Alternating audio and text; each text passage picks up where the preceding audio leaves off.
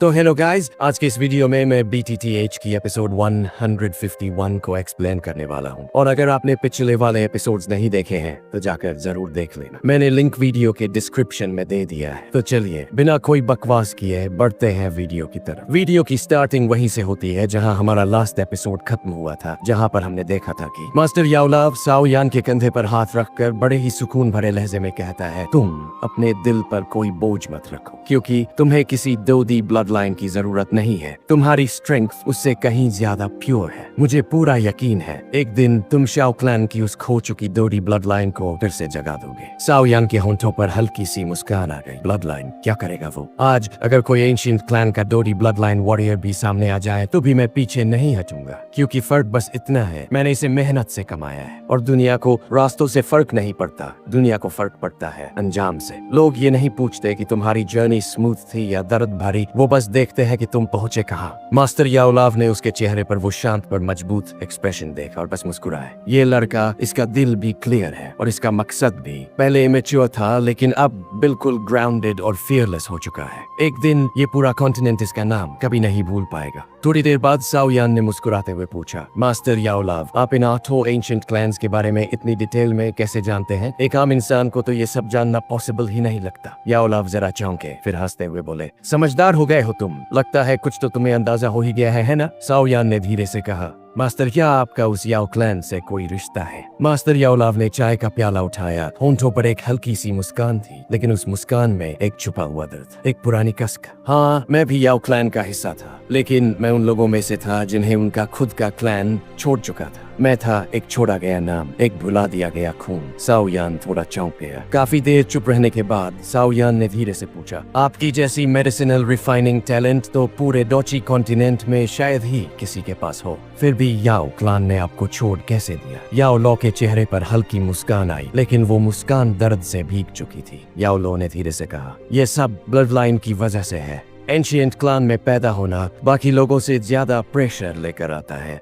वहाँ इंसान की वैल्यू उसकी ब्लड लाइन की पवित्रता से तय होती है। और मेरी बॉडी में जो दोडी ब्लड लाइन थी वो इतनी हल्की थी कि किसी ने उसे गिना ही नहीं। मैं याओ क्लैन में था, लेकिन एक मिशन फेल होने के बाद मुझे निकाल दिया गया। बाहर आकर मैं बहुत हर्ट हुआ और तभी से मैंने खुद को पूरी तरह से पिल रिफाइनिंग में झोंक दिया। अकेले ही सेंट्रल प्लेन्स में भटकता रहा। 1 सदी से भी ज्यादा वक्त बीत गया। मैंने बहुत कुछ पाया, पर कहीं न कहीं दिल में ये उम्मीद बची रही कि शायद कभी याओ क्लैन मुझे फिर बुला ले। फिर एक गहरी सांस लेते हुए बोले, वक्त के साथ वो उम्मीद भी मर गई। अब उस क्लैन के लिए मेरे दिल में कोई फीलिंग्स नहीं बची है। माँ बाप तो बचपन में ही चले गए थे, उन्हें भी याद नहीं कर पाया। और हकीकत तो ये है कि याओ क्लैन के कुछ ही लोगों को पता है कि मैं कभी उनका हिस्सा था। यहाँ तक कि हॉल ऑफ सोल्स को भी नहीं पता। साओ यान चुप रहा। उसे साफ महसूस हो रहा था कि याओ लो अंदर से याओ क्लैन से रिजेक्टेड महसूस करते हैं। तभी तो इतने सालों में उसका जिक्र तक नहीं किया। साओ यान ने पूछा, अब तो आपकी ताकत इतनी है कि अगर आप चाहे याओ क्लैन में कोई आपको रोक नहीं सकता, फिर आप वापस क्यों नहीं जाते? याओ लो का चेहरा थोड़ा कड़ा हुआ, पर मुस्कान बरकरार थी। अब वापस जाने का कोई मतलब नहीं रहा। उन्होंने जिस याओ चेन को निकाला था, अब वही याओ चेन सेंट्रल प्लेन्स में उनका नाम भी पीछे छोड़ चुका है। और मैं उन्हें दिखाऊंगा कि बिना किसी दोडी ब्लड लाइन के भी कोई इंसान टॉप एक्सपर्ट बन सकता है। फिर उन्होंने साओ यान की तरफ देखा और मुस्कुराते हुए बोले, और मैं ये भी दिखाऊंगा कि मेरा शिष्य यानी तुम उन लोगों से कहीं आगे जाओगे जो अपनी ब्लड लाइन पर घमंड करते हैं। साओ यान ने धीरे से सिर हिलाया। उसके दिल में याओ क्लैन के लिए थोड़ा गुस्सा और भी बढ़ गया था। याओ लो ने माहौल बदलते हुए कहा, अब छोड़ो इस बात को। सेंट्रल प्लेन्स में बहुत कम लोग हैं जिन्हें इन 8 एंशिएंट क्लैन्स के बारे में पता है, लेकिन अब तुम उस लेवल पर आ चुके हो कि मैं तुम्हें ये सब बता सकूं। उन्होंने बात घुमाते हुए कहा, मैंने पहले जिस फैक्शन की बात की थी जिसके पास सबसे ज्यादा हेवनली फ्लेम्स है, वो है यान क्लैन। ये भी एक एंशिएंट क्लैन है। उनके पास 4 तरह की हेवनली फ्लेम्स है और उनमें से 2 टॉप 10 में आती है। साओ यान हैरान रह गया। 4 तरह की हेवनली फ्लेम्स? याओ लो ने धीरे से मुस्कुराते हुए कहा, हाँ, और सिर्फ यान क्लैन ही नहीं, याओ क्लैन के पास भी 2 हेवनली फ्लेम्स है। उनकी स्पेशलिटी मेडिसिनल रिफाइनिंग में है। तुम आगे चलकर उनसे जरूर टकराओगे, लेकिन घबराने की जरूरत नहीं। तुम्हारे जैसी स्किल्स याओ क्लैन की यंग जनरेशन में भी मुश्किल से किसी के पास है। साओ यान थोड़ा संतुष्ट था। उसने सोचा, अगर मेरी स्किल्स अब भी याओ क्लैन के टॉप 5 के बाहर है, तो फिर वहाँ के लोग कितने ज्यादा एडवांस होंगे। याओ लो हंस पड़े। लेकिन एक बात याद रखना, इन फ्लेम्स को हासिल करने की सोच भी मत रखना। उनके ऊपर ऐसे इनहेरिटेड सील्स लगे हैं जो तुम्हारे बस से बाहर है। ये सील्स हजारों सालों से हर जनरेशन के साथ और मजबूत होते गए हैं। साओ यान ने हल्की सी मुस्कान के साथ सिर हिलाया। अभी तो वो बस सरवाइव कर रहा था। हॉल ऑफ सोल्स ही काफी मुसीबत दे चुका था। यान या याओ क्लान से पंगा लेना बेवकूफी होती। फिर वो हल्के से मुस्कुराया और बोला, लगता है अब मुझे बस उस स्पेशल ट्रेड फेयर का इंतजार करना होगा। याओ लॉ ने जवाब दिया, ट्रेड फेयर तो होगा, लेकिन उससे पहले तुम्हें एक जगह जाना होगा। साओ यान ने थोड़ा चौंकते हुए पूछा, कहाँ? याओ लॉ ने बताया, गु क्लान, गु रियल्म।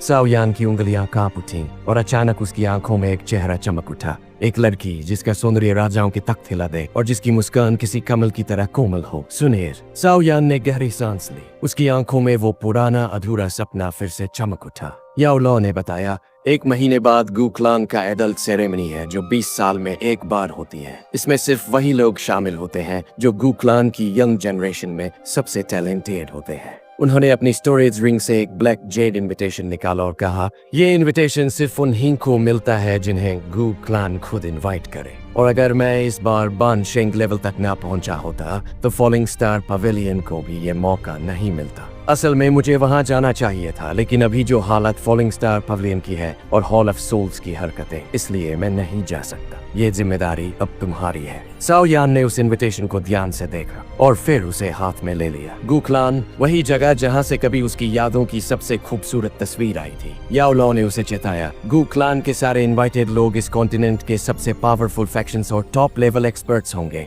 लेकिन तुम्हारी ताकत और नाम अब तुम्हें उस लेवल पर ला चुका है। साओ यान ने धीरे से मुस्कुराते हुए कहा, टीचर आप निश्चिंत रहिए, ये शिष्य आपको कभी शर्मिंदा नहीं करेगा। याओ लॉ हंस पड़े और बोले, मुझे तुम पर पूरा भरोसा है, पर एक बात याद रखना, गु क्लान में सुनेर की पोजीशन बहुत हाई है। वो गु क्लान में अब तक की सबसे प्योर डॉर्डी बर्ड लाइन वाली लड़की है और उसे लेजेंडरी लेवल तक पहुंचने की सबसे ज्यादा उम्मीद है, तो उसका साथ पाना इतना आसान नहीं होगा। साओ यान चुप रहा, लेकिन उसका चेहरा गंभीर था। सुनेर का नाम, उसकी आवाज, उसकी मुस्कान, सब कुछ जैसे उसके दिल में गहराई तक खुदा हुआ था। उसे कोई ताकत मिटा नहीं सकती थी। याओ लॉ ने कहा, तुम जब गु रियल्म जाओगे तो टियान हो जुनजे और लिटिल फेरी डॉक्टर को साथ ले जाना। मैंने टियान हो जुनजे की ताकत कुछ पिल से रिकवर कर दी है। अब वो 6 स्टार डोजुन है और लिटिल फेरी डॉक्टर उसके वुफल पॉइजन बॉडी को स्टेबल करने के लिए मैंने उसे एक पुरानी टॉम्ब में भेजा है। साओ यान ने पूछा, कौन सी जगह? याओ लॉ ने कहा, एक ऐसी जगह जहां कोई नहीं जाता। वहां उसे वो तरीका मिलेगा जिससे वो वुफल पॉइजन बॉडी को पूरी तरह कंट्रोल कर सकेगी। साओ यान चौंक गया, ये मेथड आपने नहीं बनाया?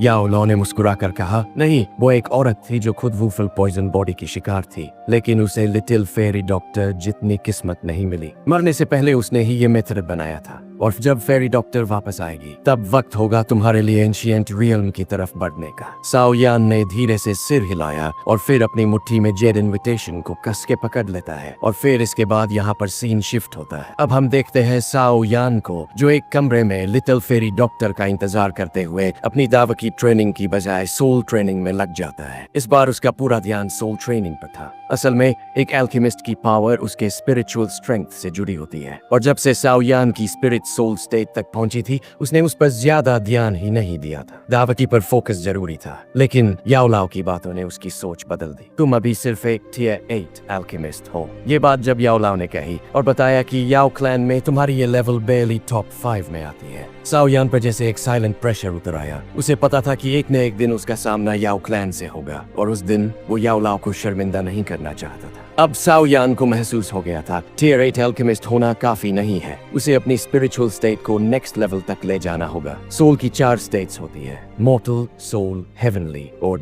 और अभी वो सिर्फ सोल स्टेट में था। पूरे सेंट्रल प्लेन्स में मुश्किल से कुछ लोग थे जो हेवनली स्टेट तक पहुंचे थे। पिल टावर के 3 टॉप एल्केमिस्ट्स और खुद याओ लाओ उनमें से एक थे, लेकिन डी स्टेट शायद पूरी कॉन्टिनेंट में कोई भी वहां तक नहीं पहुंचा था। साओ यान ने सोचते हुए कहा, मैं शायद अभी टियर 8 के इनिशियल पीक पर हूँ, और अगर किसी दावकी से 4 कलर्ड पिल लाइटनिंग निकलता है तो वो यही लेवल होता है। उसने पिल गैदरिंग में जो दावकी बनाई थी उसमें 5 रंग थे, लेकिन आखिरी रंग उतना प्योर नहीं था। अगर किसी दावकी से 5 कलर्ड या उससे ज्यादा पिल लाइटनिंग निकले तो वो इंटरमीडिएट या एडवांस टियर 8 माने जाते हैं, और ऐसे लोग पिल टावर में भी गिने चुने होते हैं। लेकिन स्पिरिचुअल स्ट्रेंथ के मामले में साओ यान का सोल अभी भी इनिशियल सोल स्टेट पर था, और उसे लगा अब बस दावकी नहीं, दोनों को बराबर इंपॉर्टेंस देनी होगी। ये सोचकर उसने उसने एक एंशिएंट स्क्रोल निकाला, डार्क येलो रंग का, जो देखकर ही लगता था कि बहुत पुराना है। साओ यान ने स्क्रोल को खोला, लेकिन उसमें कोई वर्ड नहीं था, पर उसे कोई सरप्राइज नहीं हुआ। उसने अपनी स्पिरिचुअल स्ट्रेंथ भेजी और तभी स्क्रोल पर हल्की इनविजिबल रिपल्स बनने लगी और एक मिस्टीरियस इंफॉर्मेशन उसकी माइंड में उतरने लगी। ग्रेट सिंगल सोल स्किल, ये एंशिएंट सोल ट्रेनिंग मेथड थी, वही प्राइज जो साओ यान को पिल गैदरिंग जीतने पर मिला था। उसने इसे पहले पढ़ा जरूर था, लेकिन प्रॉपर्ली ट्रेन कभी नहीं किया। अब गुरेम की यात्रा करीब थी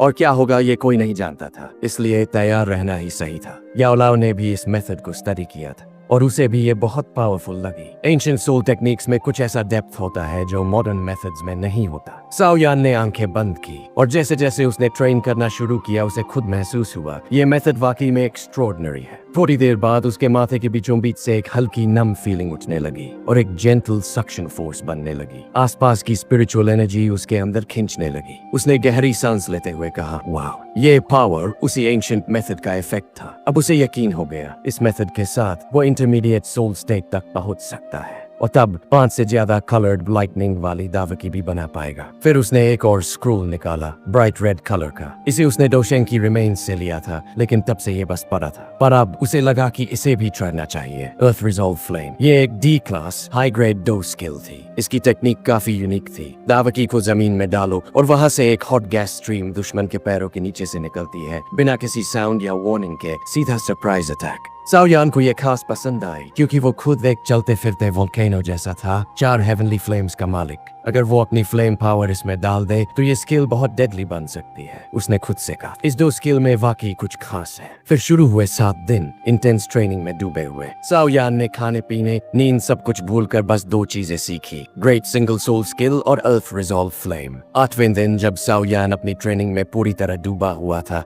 तभी उसे एक जानी पहचानी एनर्जी महसूस हुई। वो अचानक चौंक गया। ये तो लिटिल फेरी डॉक्टर की ओरा है। उसने ध्यान लगाकर और गहराई से महसूस किया, वो इतनी स्ट्रॉन्ग कैसे हो गई? ये तो पहले से कहीं ज्यादा पावरफुल लग रही है। साओ यान थोड़ी देर तक चुप रहा, फिर हल्की सी मुस्कान आई उसके चेहरे पर। लगता है उसने भी खुद को पीछे नहीं छोड़ा। अब उसे एहसास हुआ कि वो अकेला नहीं है। अब इस सफर में कोई है जो उसके साथ चलने के लिए तैयार है। और ये सारी चीजें सोचने के बाद साओ यान अपनी जगह से खड़ा होता है, फिर धीरे से अपने रूम का दरवाजा खोलता है। और जैसे ही साओ यान दरवाजा खोला, उसकी नजर एक शांत से कोर्टयार्ड के कोने पर पड़ी। वहाँ एक लड़की खड़ी थी, बिल्कुल सफेद बर्फ जैसे कपड़ों में। उसकी मौजूदगी में एक एलिगेंस थी और चेहरे पर वो मुस्कान जो किसी का भी दिल चुरा ले। वो मुस्कुराई और धीरे से बोली, आखिरकार तुम वापस आ ही गए। साओ यान का कदम वहीं थम गया। वो बस उस लड़की को देखता रह गया, जैसे वक्त रुक गया हो। लिटिल फेरी डॉक्टर, उसके बाल जो पहले बर्फ जैसे सफेद थे, अब वापस अपने असली रूप में आ चुके थे। लंबी काली जुल्फें उसकी कमर तक गिर रही थी। वो बिल्कुल वैसी ही लग रही थी जैसी जब साओ यान ने पहली बार उसे जियामा एम्पायर के किंगशान टाउन में देखा था। बस अब उसकी उस मासूमियत में एक अजीब सा आकर्षण जुड़ चुका था। वो उसी पुराने अंदाज में मुस्कुरा रही थी।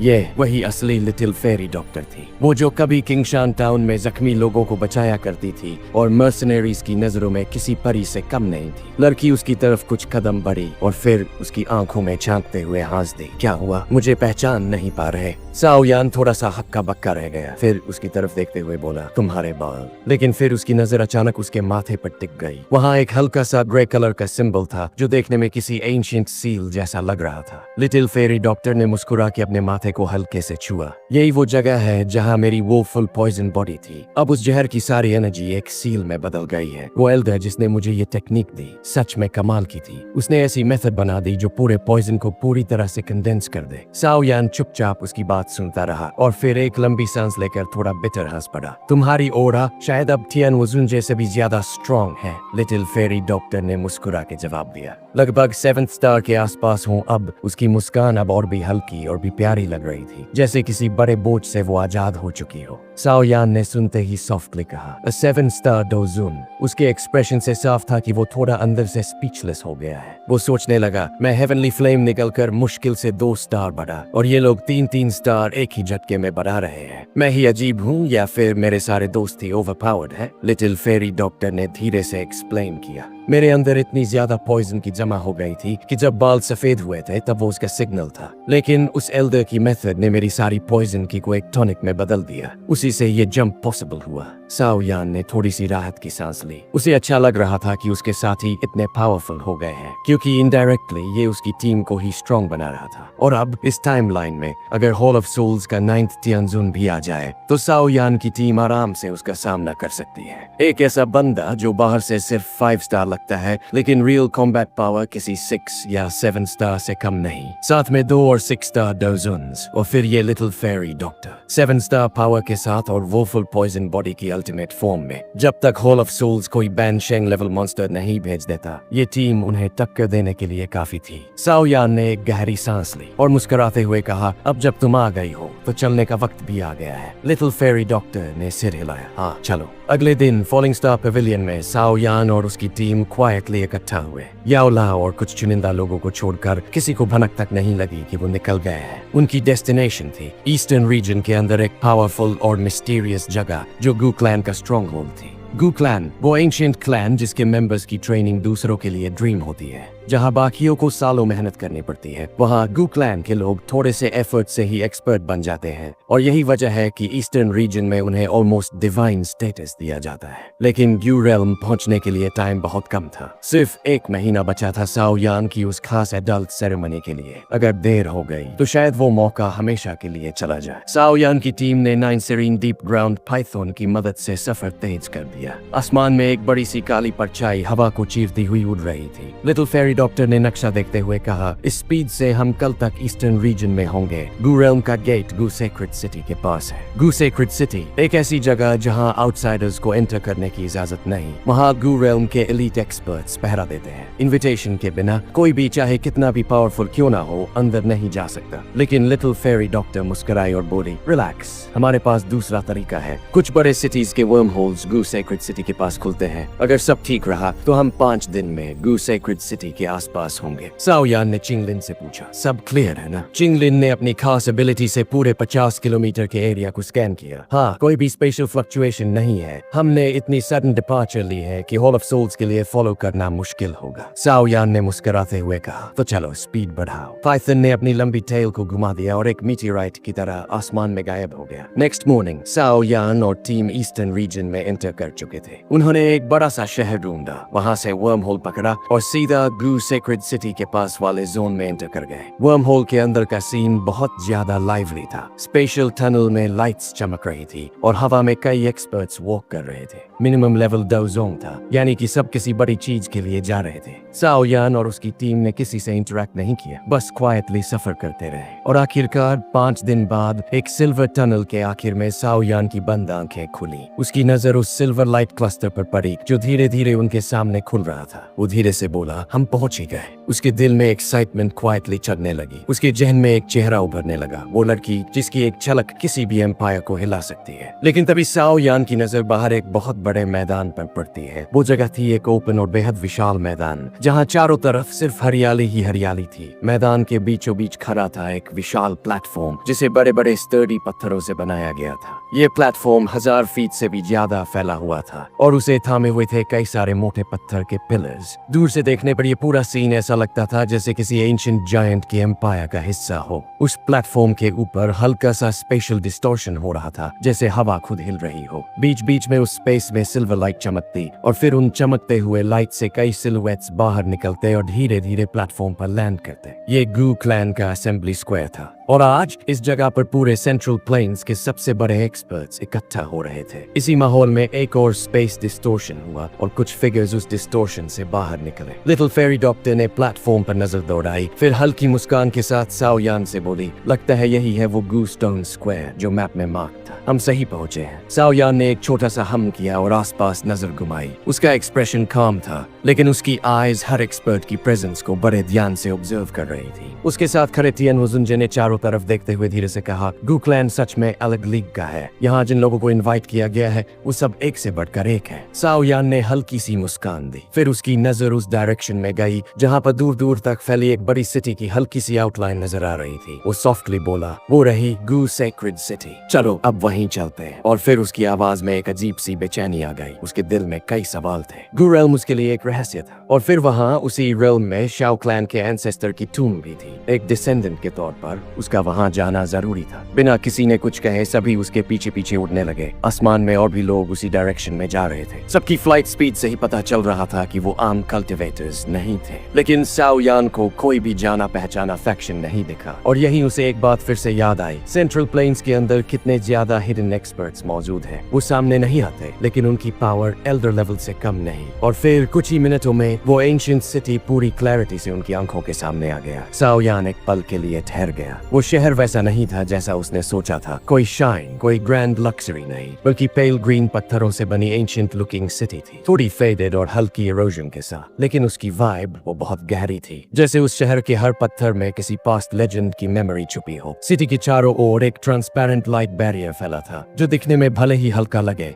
लेकिन उसके करीब जाने पर सोल पर एक दबाव महसूस होता था। बहुत से लोग उस प्रेशर से हिल भी गए। टियान हो जुनजे ने साओ यान की तरफ देखा और बोला, ये प्रेशर गु क्लैन की एक एलीट डोडी की है, जिसने इस सिटी को बनाया था। उसी की पावर से ये बैरियर एक्टिवेट है। साओ यान ने सिर हिलाया। डोडी की पावर कोई मामूली बात नहीं, टियान ने आगे बताया। इसलिए गु क्लैन ने एक सेक्रेड रूल बना रखा है, इस सिटी के 10,000 फीट के रेडियस में कोई भी उड़ नहीं सकता, वरना उस डोडी की प्रेशर और तेज हो जाती है। सभी ने उड़ना छोड़ दिया और अब वो लोग जमीन पर लैंड कर गए, लेकिन उनकी मूवमेंट में कोई कमी नहीं थी। सब फुल स्पीड में गु सेक्रेड सिटी की तरफ बढ़ने लगे। एंट्रेंस के पास पहुंचकर सब थोड़ी देर के लिए रुक गए, क्योंकि ये कोई आम जगह नहीं थी। यहाँ एंट्री सिर्फ इनवाइट वालों को ही मिलती थी। सिटी गेट पर दोनों साइड्स में लगभग 100 ब्लैक आर्मर पहने हुए गार्ड्स खड़े थे। उनके हाथों में स्पीयर्स और उनकी नजरें एकदम शार्प। और तभी साओ यान की नजर एक नोन फिगर पर जा टिकी। उसकी आंखें सिकुड़ गई। लिंग क्वान, वो वही था, ब्लैक सबमर्ज्ड आर्मी का कमांडर। और जैसे ही साओ यान उसकी तरफ देख रहा था, लिंग क्वान की कोल्ड आईज भी साओ यान पर टिक गई। उसका एक्सप्रेशन एकदम सख्त हो गया। गुस्से से लिंग क्वान बोला, शाओ यान, तुम्हें किसने यहाँ आने दिया? और उसकी आंखों में इरिटेशन साफ झलकने लगी। सारे लोगों की नजरें घूमकर साओ यान पर टिक गई। सब थोड़े शॉक्ड थे। सेंट्रल प्लेन्स का सबसे प्रॉमिसिंग एल्केमिस्ट और गु क्लैन के एलीट कमांडर के बीच में कुछ पुराना मामला था, पर साओ यान बिल्कुल शांत। उसकी आंखों में न कोई डर न कोई हिचक। उसने बिना कुछ बोले अपनी उंगली हिलाई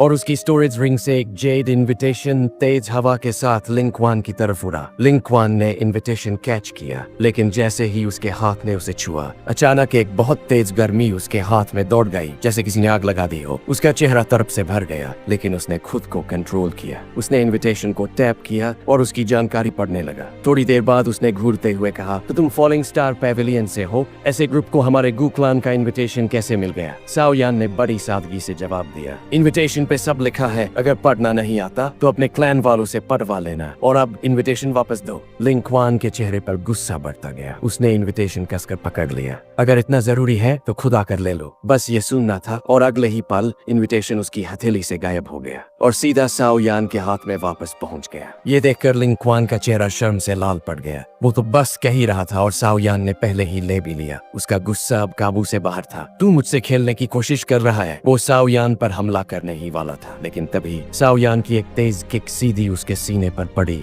और लिंग क्वान हवा में उड़ता हुआ पीछे दीवार से जा टकराया और उसके मुंह से खून निकल आया। उसे खुद यकीन नहीं हो रहा था। कभी जिसे वो एक कमजोर लड़का समझता था, आज वो उसे छू भी नहीं पा रहा। कुछ साल पहले वो साओ यान से एक लेवल ऊपर था और आज वो उसकी चाल भी नहीं पकड़ पा रहा था। भीड़ में खड़े लोग भी हैरान थे। उन्होंने कभी सोचा भी नहीं था कि जिस लड़के को सब अल्केमिस्ट के तौर पर जानते हैं, वो फाइटिंग में भी इतना खतरनाक है। साओ यान ने फिर से जेड इनविटेशन अपनी स्टोरेज रिंग में रखा और लिंग क्वान की तरफ देखकर शांत लेकिन तगड़े लहजे में बोला, सॉरी यार, शायद मेरी किक थोड़ी तेज हो गई, लेकिन अगली बार ऐसी बेवकूफी मत करना। हर कोई मेरी तरह हाथ नहीं रोकता। उसकी ये बात और वो हल्की सी स्माइल लिंग क्वान को सीधा अंदर तक जला गई। वो चिल्लाया, ब्लैक सबमर्ज सेक्शन, पकड़ो इसे। और उसके इस ऑर्डर के साथ ही सिटी गेट के सामने खड़े 100 गु क्लैन सोल्जर एक साथ हरकत में आ गए। उनकी स्पीयर एक साथ साओ यान की तरफ तान दी गई। साओ यान का एक्सप्रेशन अब धीरे धीरे डार्क होने लगा, लेकिन उससे पहले कि साओ यान कुछ रिएक्ट करता, हवा में एक अजीब सी सनसनाहट होती है और तभी एक मिस्टीरियस पर्सन अचानक उसके सामने अपीयर हो जाता है। उसकी एंट्री इतनी साइलेंट और पावरफुल थी कि साओ यान खुद भी कुछ सेकंड्स के लिए ब्लैंक हो जाता है। और इसी सस्पेंस के साथ आज का ये धमाकेदार एपिसोड यहीं पर एंड होता है। तो मिलते हैं अगली वीडियो में अगले धमाकेदार एक्सप्लेनेशन के साथ। तब तक के लिए बाय बाय।